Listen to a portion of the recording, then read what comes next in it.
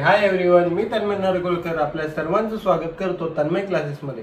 मागच्या व्हिडिओमध्ये काय झालं, आपण तर वर्ड प्रॉब्लेमच शिकत होतो बरोबर। वर्ड प्रॉब्लेमच झाले असणार, जेवढे पण वर्ड प्रॉब्लेम झाले ते सॉल्व केलेत का नाही, केलेच असणार बरोबर। मागच्या व्हिडिओमध्ये मागच्या लेक्चरमध्ये जे तुमचं सम शिकून झालेलं त्याच्या रिलेटेडच हे सम आहे, तर तुम्ही थोडे पण म्हणजे काचाकूच करू नका शिकताना किंवा सॉल्व करताना। जे पण मी शिकवेन, जे पण कन्सेप्ट तुम्हाला मी शिकवलेले असतील त्याचा पूर्णपणे सराव करा, तरच ही तुम्हाला सम येतील, अन्यथा तुम्हाला हे सम येणार नाही। ओके, चला तर मग सुरुवात करूया। Maths 1 4th chapter financial planning practice set 4.1 त्यातील 6 सम आपण लास्ट सम 4.1 मधला पाहणार आहोत। 6 सम असा आहे की Tip Top Electronics supplied on AC of 1.5 ton to a company. The cost of AC supplied is 51,200 with GST. The rate of the CGST on AC is 14%. Then find the following amounts. तुम्हाला काय काय दिलेलं आहे त्याच्यावरून तुम्हाला हे एवढे 6 question विचारलेले आहेत, त्याचा आन्सर तुम्हाला द्यायचं आहे। हे मी व्हेरी इम्पॉर्टंट यासाठी देतो कारण की हे एक्झाम मध्ये विचारला जाऊ शकते, म्हणून रेट ऑफ SGST तुम्हाला काढायला सांगितले। इथे बघा काय रेट ऑफ CGST आहे बरोबर। रेट ऑफ CGST असतो तेवढाच रेट ऑफ काय असतो SGST।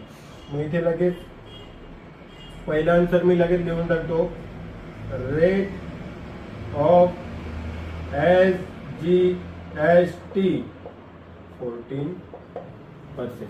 जेवढा CGST चा रेट असतो तेवढाच SGST चा रेट असतो, म्हणजे हे तुमचं पहिलं सॉल्व करून झालं। आता सेकंड मध्ये काय विचारलं, rate of GST on AC। Rate of GST पहिला काढू। रेट ऑफ GST कसं काढतात, सेकंड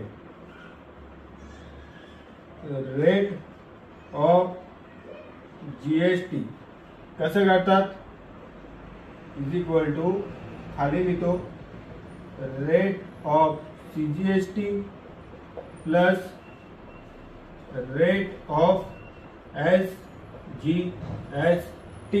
मग किती 14% प्लस 14% किती आलं 28%। हा काय भेटला तुमचा रेट ऑफ GST, एवढा भेटला रेट ऑफ GST भेटला तुम्हाला। आता काय सांगितलं, rate of GST on AC, हा तुम्हाला काय भेटला GST चा रेट भेटला। आता तुम्हाला GST कशावर अप्लाय करायचा आहे, 51,200 वर। आता समजा तुम्हाला समजा AC ची व्हॅल्यू माहित नाही, तुम्हाला काय समजा AC ची व्हॅल्यू माहित नाही, मग टॅक्सेबल व्हॅल्यू मी घेतली, समजा त्या AC ची व्हॅल्यू मी घेतली 100 रुपीज। हा, आता तेच जे मी तुम्हाला आता बोललो ते मी आता लिहितो, कॉस्ट ऑफ AC मी समजलो रुपीज घेतली 100, त्याच्यावर GST किती पर्सेंट आहे 28% बरोबर। एवढं समजलंय 28% GST आहे कशावर, समजा मी कॉस्ट ऑफ AC घेतली 100 रुपीज, त्याच्यावर समजा GST आहे 28%। मग cost of AC with GST किती झाली, cost of AC with GST किती झाली, हे रुपीज 100 आणि GST चे रुपीज 28, मग किती झाले रुपीज 128। एवढं समजलं, म्हणजे ही झाली तुमची टोटल व्हॅल्यू, काय सांगतात त्याला टोटल व्हॅल्यू। हा, आणि ही तुमची ही 100 रुपीजची आहे टॅक्सेबल व्हॅल्यू। टॅक्सेबल व्हॅल्यू मध्ये GST ऍड नसते, एवढं समजलंय।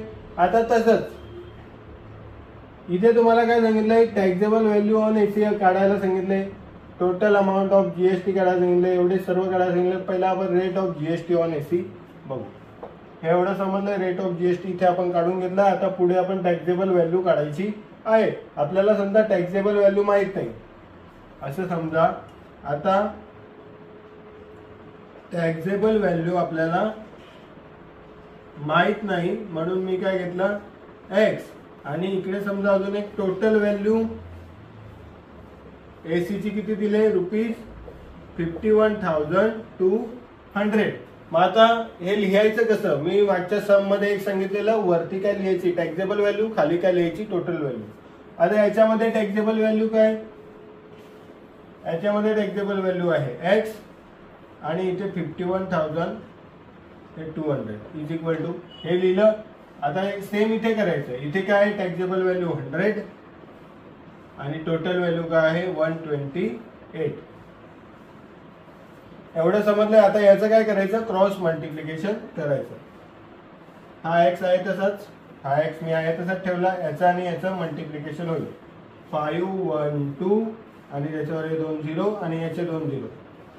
समजलं का नाही? 512 आणि हे 2 0 दिले आणि याचे 2 0 याच्यावर दिले आणि हे 128. एवढं समजलं. आता 128 ने 512 ला डिवाइड करायचं. 128 ने 512 ला डिवाइड केल्यानंतर किती आन्सर येते इथे 4. मग X is equal to 40,000 rupees. म्हणजे हा काय भेटला तुम्हाला टॅक्सेबल व्हॅल्यू किती आहे ₹40,000. ही झाली तुमची टॅक्सेबल व्हॅल्यू. आता काय करायचं आहे? Total amount of GST. बरोबर. आता मला सांगा ही 40,000 आहे. 40,000 ला काय सांगतात टॅक्सेबल व्हॅल्यू. टॅक्सेबल व्हॅल्यू मध्ये जीएसटी ऍड नसते. टॅक्सेबल व्हॅल्यू आहे, टॅक्सेबल व्हॅल्यू मध्ये जीएसटी ऍड नसते. आणि तुम्हाला इथे पहिला देसीची व्हॅल्यू दिलेली आहे किती आहे 51,200. ही 51,200 ही कशी आहे विथ जीएसटी व्हॅल्यू आहे. म्हणजे ही कोणती व्हॅल्यू झाली टोटल व्हॅल्यू झाली. बरोबर. मग या टोटल व्हॅल्यू मधून ही टॅक्सेबल व्हॅल्यू मायनस केल्यानंतर तुम्हाला काय भेटेल टोटल अमाऊंट ऑफ जीएसटी. समजलं का नाही? मग टोटल अमाऊंट ऑफ जीएसटी कशी काढायची बघा. फोर्थ इथे फोर्थ तुमचं सॉल्व करायला लावलंय आणि हे इथे थर्ड लिहा number. Total amount of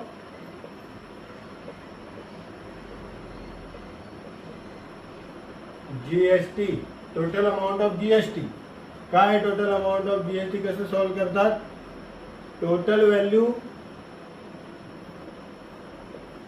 minus taxable value. AC ची टोटल व्हॅल्यू किती आहे 51,200.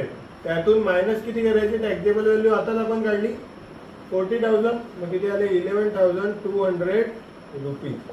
झालं. टोटल अमाऊंट ऑफ जीएसटी पण तुमचं सॉल्व झालं. आता काय अमाऊंट ऑफ काय काढायची आहे सीजीएसटी आणि एसजीएसटी. मग हे कसे असतात? या जीएसटीच्या अमाऊंटच्या कसे असतात हाफ असतात. मग इथे लिहायचं अमाऊंट ऑफ जीएसटी. याच्या हाफ काय असते? याच्या हाफ असते amount of CGST. Amount of CGST तुम्हाला काढायचं आहे. अमाऊंट ऑफ सीजीएसटी कशाच्या हाफ असते? अमाऊंट ऑफ जीएसटीच्या. मग अमाऊंट ऑफ जीएसटी काय आहे 11,200 आहे. बरोबर. अमाऊंट ऑफ जीएसटी काय 11,200. मग याने याला डिवाइड केल्यावर 5600 आन्सर येईल. 5600 हा काय भेटला तुम्हाला अमाऊंट ऑफ सीजीएसटी. काय आहे अमाऊंट ऑफ सीजीएसटी 5600. आणि जेवढी अमाऊंट ऑफ सीजीएसटी असेल तेवढीच अमाऊंट ऑफ एसजीएसटी असेल. मग amount of SGST is equal to amount of CGST. मग ती सुद्धा किती असेल amount of SGST is equal to ₹5600. इथे तुमचं हे आणि हे सुद्धा सॉल्व केलेलं आहे. तुम्हाला फक्त लक्ष द्यायचं आहे इथे हे तुम्हाला समजून घ्यायचं आहे. हे तुम्हाला आलं नाही तर त्याच्या पुढचं सम तुम्हाला पुढचे जे सम आहेत ते तुम्हाला सॉल्व्ह करता येणार नाही. हे अतिशय महत्वाचं सम आहे. याची प्रॅक्टिस तुम्हाला निदान 4 ते 5 वेळा करायला लागणार आहे, तेव्हा हे सम तुम्हाला येईल. इथे तुमचा हा 4.1 जो प्रॅक्टिस सेट होता तो इथे कंप्लीट झालेला आहे. याच्या पुढील सम पुढील लेक्चर मध्ये पाहायला मिळणार आहे. तरी आपल्या चॅनलला लाईक, सबस्क्राईब आणि शेअर करायला विसरू नका. धन्यवाद.